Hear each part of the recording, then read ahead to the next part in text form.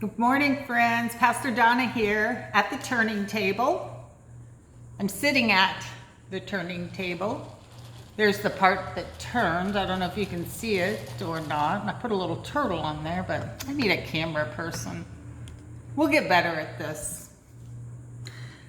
I want to talk to you about a new definition that I learned this week. I learned a new definition of the word humility. And actually, it's not new. Actually, it's ancient, but it's new to me. It's a definition used by a group of early Christians, the Desert Mothers, the Amites, and the Desert Fathers. This new yet ancient definition of humility actually fits right in with our summer series. Our summer series is titled Imagine the People of God. And we are imagining the people as believing, receiving, and becoming God's love. We're also imagining the church of the future and new ways for the future. And to ignite our imaginations, we are using the West African practice of Sankofa. Sankofa means to go back and remember. Go back and gather bits of wisdoms, important learnings, and bring them forward with you into the future. So for me, this ancient yet new definition of humility is absolutely something that I do want to carry with me into the future.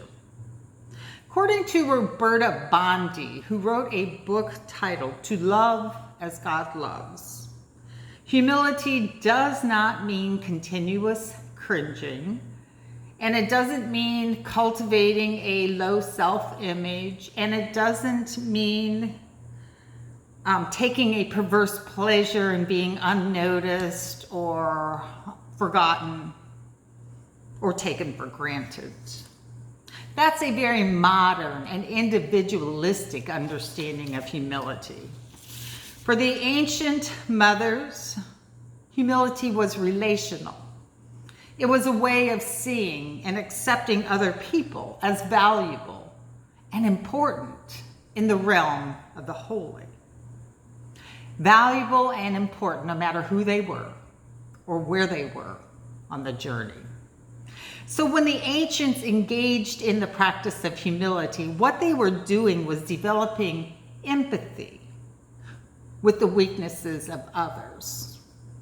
The kind of empathy which makes it impossible to judge. Doesn't that sound fabulous? So the part of this ancient definition which stood out the most for me, and the part that was newest to me, was this. Humility is the opposite of perfection. Humility gives up unreasonable expectations of how things ought to be in exchange for a clear vision of what life is really like, how it really is for humanity. Humility gives up unreasonable expectations of how things ought to be or how things should be, and instead embraces the reality of what life is really like for you and me. When I give up something, I create space. When I give up something, I create space for something new to enter in.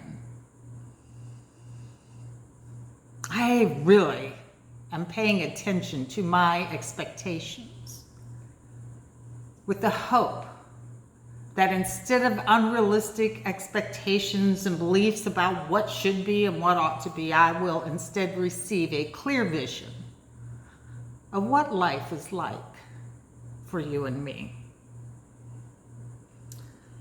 May you see others with humility, the kind of humility that has the power to save. May you see yourself with humility. May you see yourself with the kind of humility that lets go of unreasonable expectations and instead embraces the reality of your day to day. May you see yourself and may you see me with the kind of humility that has the power to save. May you be blessed. May you be a blessing. Namaste.